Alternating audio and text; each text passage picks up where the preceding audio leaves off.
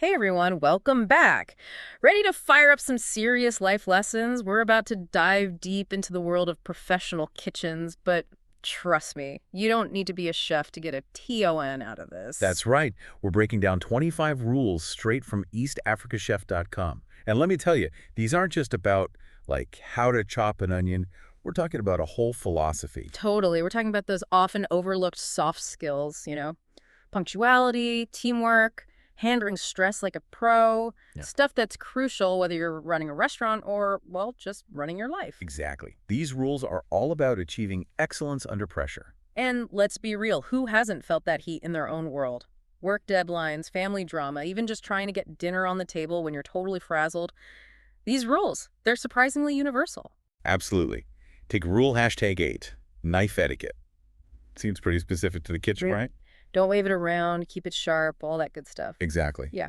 But it's about so much more than just physical safety. Think Yeah. about it. Respecting the tools, understanding their value, appreciating the craft that goes into using them properly. Doesn't that apply to pretty much any field? It totally does, like borrowing a friend's car, using someone's expensive camera. Exactly. It's about recognizing expertise and treating it with respect. Ooh.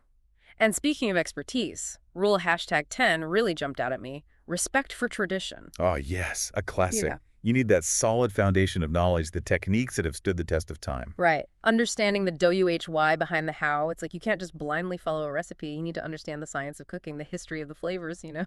Precisely. But here's the thing. It's not about being stuck in the past either. Respect for tradition is also about knowing where you came from so you can innovate. Oh, that's good. So it's like honor the past, but don't be afraid to add your own spice to it. Exactly.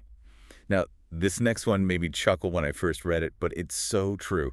Rule #17, emotional maturity. Oh, I love this one. Because let's be real, kitchens can be intense. Right. And when things get stressful, it's easy to let your emotions get the best of you. Oh, yeah. We've all seen those cooking shows where, things get a little heated. Exactly.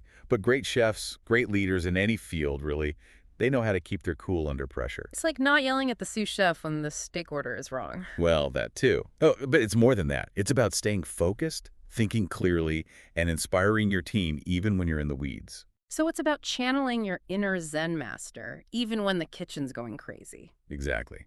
Which brings us to another really important rule. Rule #25, healthy lifestyle. At first glance, I thought, okay, yeah, chefs need to eat their vegetables. Seems obvious. But think about the demands of the job. Long hours, physically demanding work, constant pressure. It's like running a marathon every night. Exactly. Chefs need stamina, focus, and energy. And that comes from taking care of yourself, good food, enough sleep, exercise. It all ties back to that emotional maturity we were talking about. You can't be the best version of yourself in the kitchen or anywhere else if you're running on fumes. 100%. So much wisdom packed into these seemingly simple rules, right? Totally.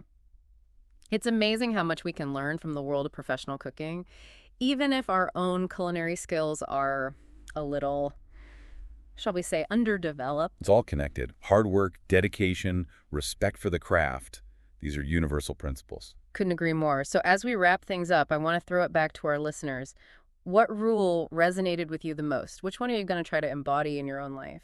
That's what I want to know. Because here's the thing. Just like a chef's skills are always evolving, so are ours. So if a chef's most important tool is themselves, how can you invest in your own well-being to achieve peak performance in your own kitchen, whatever that might look like for you? Such a great question to ponder. Thanks for joining us on this journey into the heart of the professional kitchen. You never know where inspiration might be hiding. Until next time.